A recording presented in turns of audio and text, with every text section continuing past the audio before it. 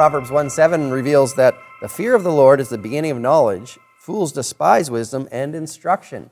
So, if you want to be smart about things that really matter, like the purpose of life, for example, that knowledge begins with a reverential awe or submissive fear of God. That's right, yeah. The fear of the Lord is a state of mind in which your attitudes, your will, your feelings, your deeds, and goals are exchanged for God's.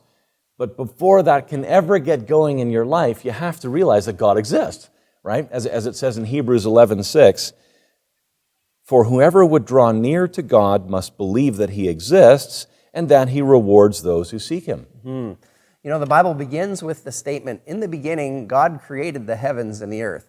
So God's existence is assumed to be self-evident. Right. But what about the opposite of that? Well, in Psalms 14:1, we're told that the fool has said in his heart, there's no God. They acted corruptly. They have done abominable works. There is none who does good. Now here we see that the Bible connects corrupt thoughts about God, especially denying His very existence, with corrupt morals.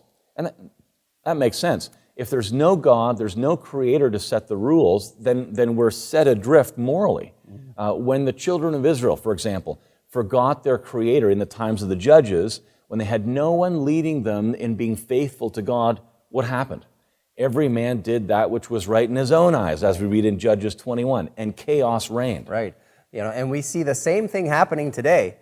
Countries where the people once honored God, recognizing that God was in Christ, reconciling the world to Himself, as it says in 2 Corinthians 5:19, those countries experience unprecedented security and prosperity. Right. But those same countries today are crumbling as people turn their backs on God. You know, Proverbs 14:34 says, righteousness lifts up a nation, but sin is a shame to any people. Yeah, as nations turn their backs on God, living as though He doesn't exist, sin abounds. There's political corruption, there's lying, there's slander, there's public displays of debauchery, there's violent crime is on the increase, abortion, theft, adultery, drugs, drunkenness, gambling, greed of all kinds, and then economic pressures follow as taxes increase and governments borrow more money to pay for bigger and bigger police forces and jails and social security system to try to patch up the problems. You know, underpinning this abandonment and faith in God is the widespread acceptance of evolutionary thinking. Right, yeah. You know, that everything made itself by natural processes and that God is not necessary. Now, those who hold this view will often admit there is design, but they insist that there's no designer. They argue that the design thing designed itself. Yeah, right. And this thinking where the plain as day evidence for God's existence is explained away, it naturally leads to atheism, which is a belief that God doesn't exist, and secular humanism, which is a belief that man can chart his own course without God. And this type of thinking is popular in universities today and in governments as well. Yes, some of the greatest evil ever seen has been committed by those who've adopted an evolutionary approach to morality. Yeah. Lenin, Hitler, Stalin, Mao Zedong, Pol Pot, there's just a few. You know, the atheistic evolutionist Sir Arthur Keith recognized the connection between atheism, evolution, and morality. Commenting on Hitler, he wrote that the German Führer is an evolutionist. He has consciously sought to make the practice of Germany conform to the theory of evolution. Yeah, many millions have suffered terribly and lost lives because of this atheistic way of thinking at that high level. Atheism kills because without God, there's no rules. Anything goes. Atheists are at the forefront of efforts to try to legitimize abortion, euthanasia, drug taking, prostitution, pornography, and promiscuity.